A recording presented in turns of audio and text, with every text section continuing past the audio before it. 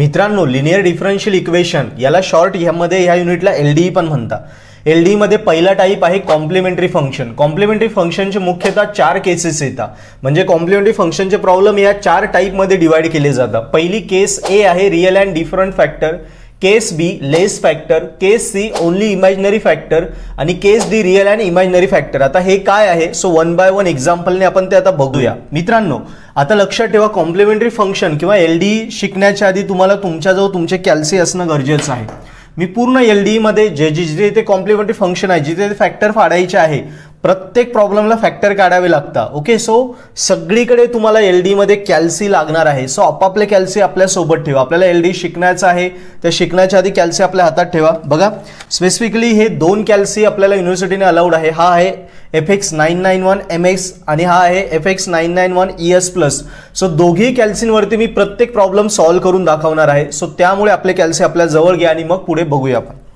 बघा, आता आपल्याला पहिला क्वेश्चन दिला आहे d2y/dx² - 5dy/dx + 6y = 0। मित्रांनो, ह्या इक्वेशनचं आपल्याला CF म्हणजे कॉम्प्लिमेंटरी फंक्शन काढायचं आहे, त्याला YC पण म्हणतात। बघा आता, सो कॉम्प्लिमेंटरी फंक्शनलाच दुसरं नाव आहे CF, कॉम्प्लिमेंटरी फंक्शन किंवा YC असं पण डिनोट केलं जातं। ओके, सो आता सोडवायचं कसं, पहिल्यांदा हे इक्वेशनला ट्रान्सफॉर्म करून घ्यायचं। बघा, डबल डेरिव्हेटिव्ह आहे ना, मग याला लिहायचं कॅपिटल D², ट्रिपल डेरिव्हेटिव्ह आला तर कॅपिटल D³, 4 टाइम डेरिव्हेटिव्ह आला तर कॅपिटल D⁴ असं, -5, सिंगल डेरिव्हेटिव्ह म्हणजे D घ्यायचा, y चा कोइफिशियंट 6, ब्रॅकेटच्या बाहेर y लिहायचं, ब्रॅकेटला म्हणायचं ऑफ = 0। हे इक्वेशन कसं वाचणार बघा, d² - 5d + 6 ऑफ y = 0। कळालं? बघा, इक्वेशन कसं ट्रान्सफॉर्म केलं, डबल डेरिव्हेटिव्हला केलं d² -5, सिंगल डेरिव्हेटिव्हला d आणि y चा कोइफिशियंट 6 ऑफ y = 0।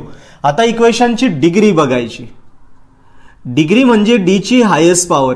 इथे d नाहीये, इथे d ला पॉवर नाही म्हणजे पॉवर 1 आहे, इथे d ला पॉवर 2 आहे, सो हायेस्ट पॉवर 2 झाली म्हणजे डिग्री 2। आता डिग्री 2 असताना कॅल्सीमध्ये 3 किमती टाकायच्या असतात। पहिली असते d² ची व्हॅल्यू, नंतर d ची व्हॅल्यू आणि नंतर कॉन्स्टंटची व्हॅल्यू। सिक्वेन्स चेंज करायची नाही, प्रत्येक वेळी गणिताला हीच सिक्वेन्स घ्यायची। डिग्री 3 असेल तर इथे येईल d³, मग d², मग d, मग कॉन्स्टंट। ओके, सो d² चा कोइफिशियंट बघा काय, इथे काहीच नाहीये म्हणजे 1, d चा कोइफिशियंट -5 आणि कॉन्स्टंट आहे 6। सो मित्रांनो, आता हे जे व्हॅल्यूज आहे या कॅल्सीत पुटअप करायचे आणि मग कॅल्सीत आपल्याला आन्सर येतील। सो आता मी दोन्ही पण कॅल्सीमध्ये कसं करायचं, दोन्ही कॅल्सीमध्ये कशा व्हॅल्यू टाकायचे ते तुम्हाला सांगतो। मित्रांनो, हा आहे FX991 ES+ कॅल्सी, त्याच्यानंतर मी तुम्हाला MS कॅल्सीमध्ये पण शिकवणार आहे। सो ह्या कॅल्सीत कसं करायचं बघा, पहिल्यांदा मोड प्रेस करा, 5 3 व्हॅल्यू पुटअप करा, 1 -5 6, सो आन्सर येतात तुमचे 3 आणि 2। आता MS कॅल्सी बघूया आपण, हा आहे MS कॅल्सी। यात बघा, कॅल्सी ऑन केला, 3दा मोड प्रेस करा, नंतर 1, नंतर ही फॉरवर्डची की डिग्री 2, सो व्हॅल्यू टाकणार 1 -5 6, सो आन्सर आलं 3 आणि 2। क्लिअर? सो कॅल्सी क्लिअर करा, कसं करणार, शिफ्ट मोड 3 = आणि ES कॅल्सी क्लिअर कसा करणार, शिफ्ट 9 3 =। सो मित्रांनो बघा, आपण कॅल्सीवरती आता बघितलं, याचे रूट्स काढले, आपल्याला कॅल्सीत 2 रूट भेटले, 3 आणि 2, करेक्ट। सो ज्या व्हॅल्यू भेटल्या त्या d = लिहायच्या, सो d = 3 आणि 2। आता काय करायचं मित्रांनो, आलेल्या व्हॅल्यूजला बघा, दोन्ही व्हॅल्यू कशा आहेत, वेगवेगळ्या आहे, डिफरंट आहे आणि रिअल व्हॅल्यू आहे। दोनच व्हॅल्यू असतात, एक रिअल किंवा इमॅजिनरी। रिअल म्हणजे ज्याच्यात आय नसतो ते रिअल आणि ज्याला आय जोडून येतो तो इमॅजिनरी। सो या दोघी रिअल आहे, रिअल आणि डिफरंट दोन्ही पण वेगवेगळे आहे बघा, यस डिफरंट आहेत। सो आता यांना नावं द्यायचे, याला पहिल्या व्हॅल्यूला म्हणायचं M1, दुसऱ्याला म्हणायचं M2। डिग्री 2 आहे ना, मग आपल्याला 2 व्हॅल्यू भेटतील, डिग्री 3 असली तर आपल्याला 3 व्हॅल्यू भेटतील, M1 M2 M3। लक्षात ठेवा, जेवढी डिग्री असते तेवढ्या व्हॅल्यू कॅल्सीत भेटतात। मग आता याच्यानंतर फॉर्म्युला वापरायचा, फॉर्म्युला अशा प्रकारे आहे, YC म्हणजे complementary function = C1 e⁻m1x + C2 e⁻m2x। This is formula of complementary function case A। Okay, so आता याच्यात फक्त आपण व्हॅल्यूज पुटअप करणार।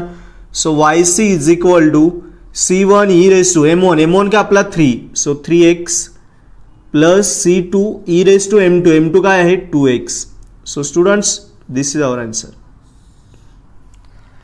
क्लिअर आहे, एकदम सिंपल. कळालं तुम्हाला. अजून एक्झाम्पल बघूया. बघा क्वेश्चन नंबर 2.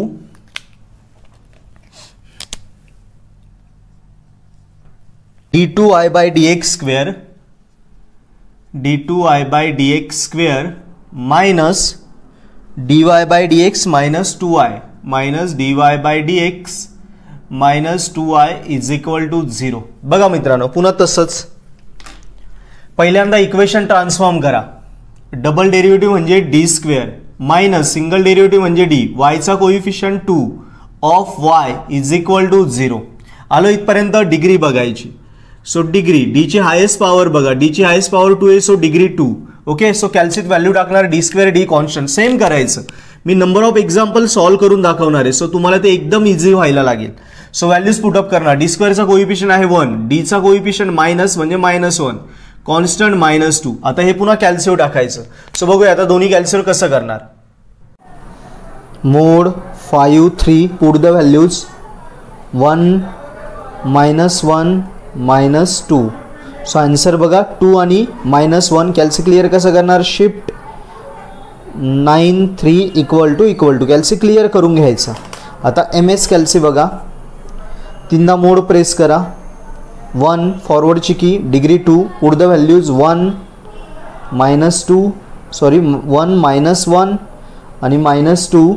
सो आन्सर आलं 2 आणि -1. कॅल्सी क्लिअर करा. Shift mode 9 shift mode 3 equal to.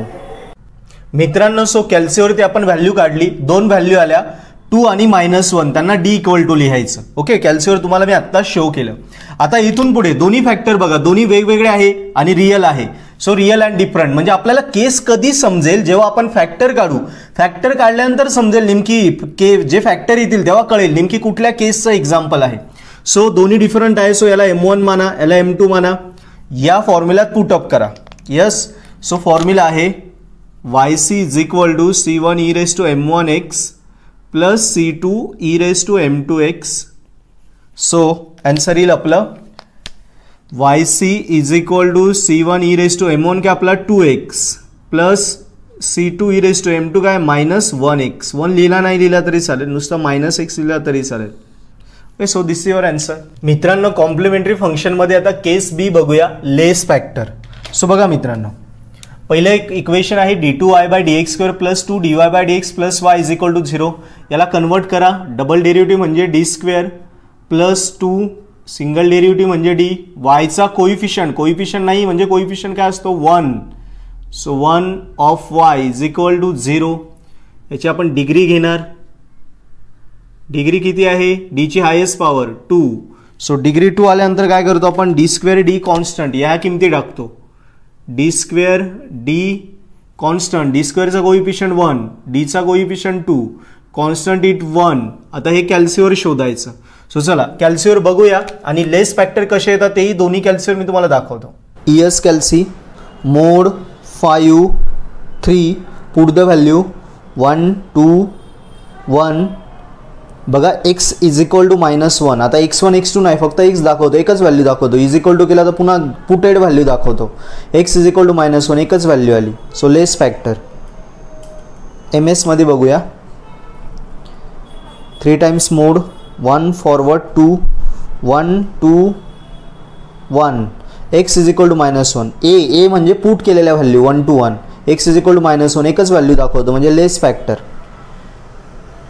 मित्रांनो, आपण काय रूल शिकलेलो आहे, जेवढी डिग्री आहे कॅल्सी तेवढ्या व्हॅल्यू दाखवतो. डिग्री 2 असेल तर कॅल्सी 2 व्हॅल्यू दाखवतो x1 x2. डिग्री 3 असेल तर कॅल्सी 3 व्हॅल्यू दाखवतो x1 x2 x3. पण आता काय झालं, डिग्री 2 असूनही कॅल्सीने एकच व्हॅल्यू दाखवली. बघा, कमी व्हॅल्यू दाखवल्या. जेवढी डिग्री तेवढ्या दाखवायला पाहिजे. डिग्री 2 आहे 2 दाखवायला पाहिजे, पण त्याने एकच व्हॅल्यू दाखवली, कमी दाखवल्या ना.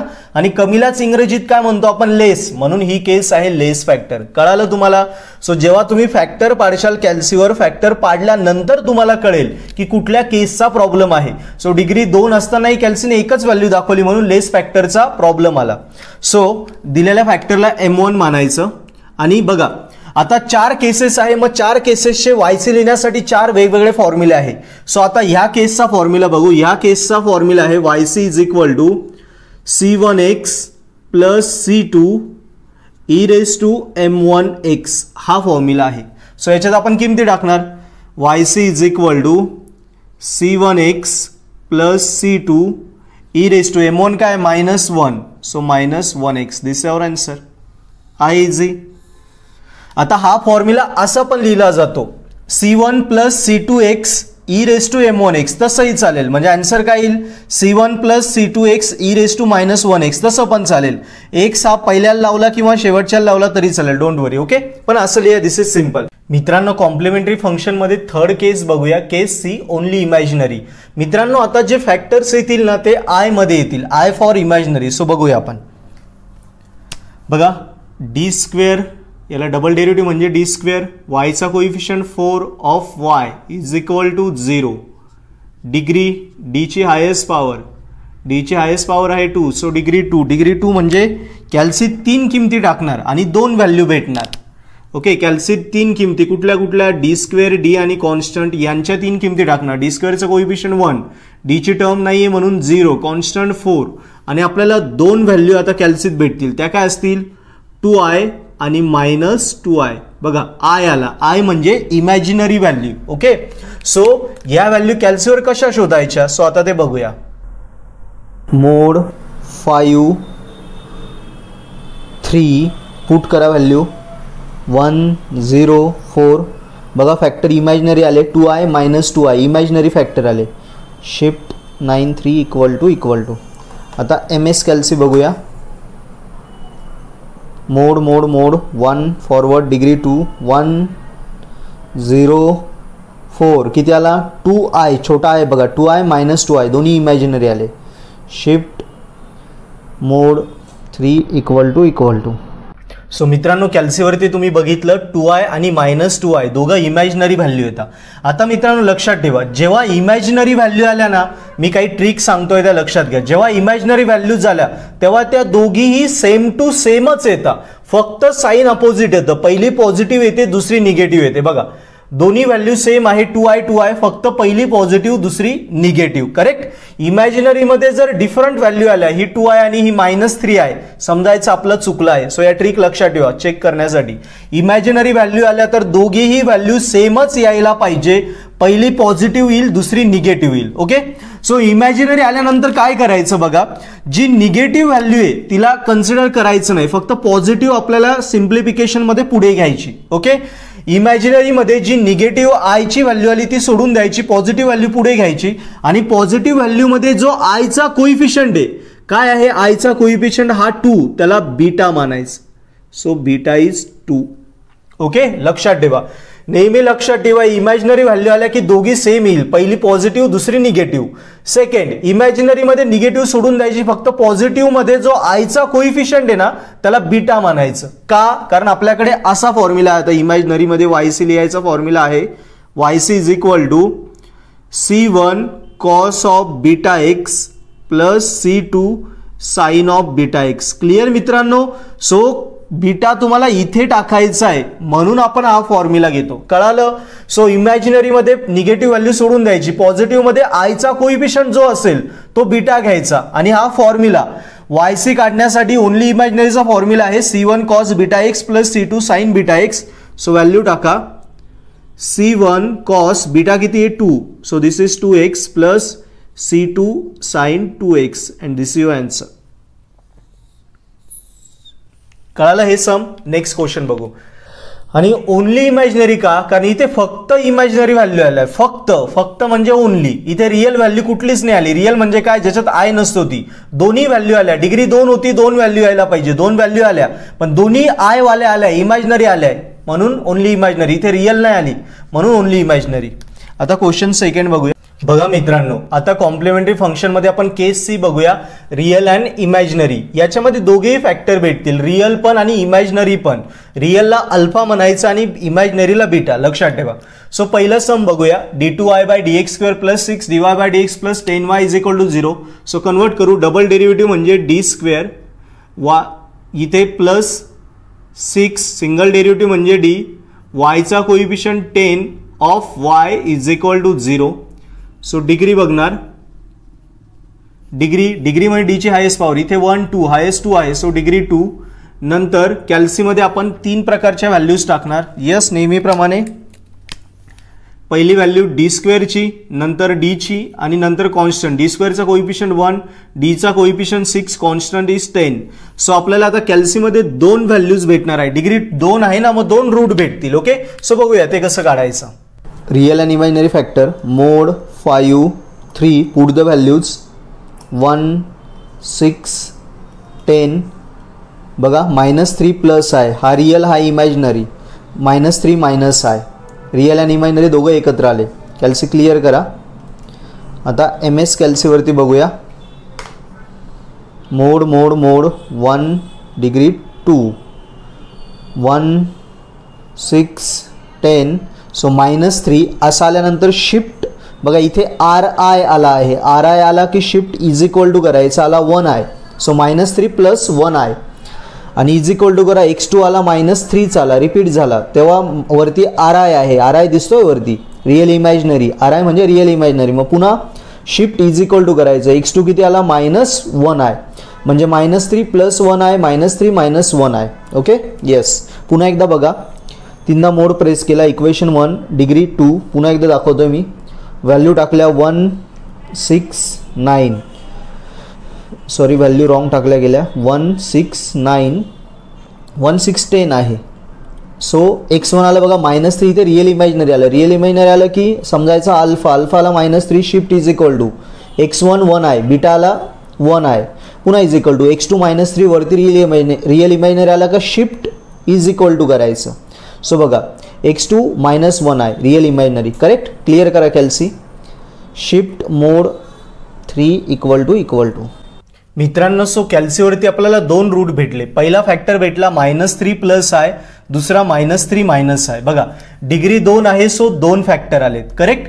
आता हे 2 आणि 2 4 असं नाहीये, हे दोघे मिळून 1 आणि हे दोघे मिळून 1, असं 1 आणि 1 2 आहेत. Okay, yes. आता बघा इथे ही ह्या व्हॅल्यूत I नाहीये, या व्हॅल्यूत I आहे. करेक्ट. सो ही रिअल व्हॅल्यू आणि ही इमॅजिनरी व्हॅल्यू, रिअल आणि इमॅजिनरी दोघं एकत्र आले का. इथे रिअल इथे इमॅजिनरी दोघे एकत्र. करेक्ट. याच्या आधीचा केस Cचा टाईप होता ओनली इमॅजिनरी, तिथे फक्त I ची व्हॅल्यू यायची म्हणून ओनली इमॅजिनरी. आता रिअल आणि इमॅजिनरी दोघं एकत्र येत आहे म्हणून रिअल अँड इमॅजिनरी. कळालं तुम्हाला. फॅक्टर आले की आपल्याला केस समजते.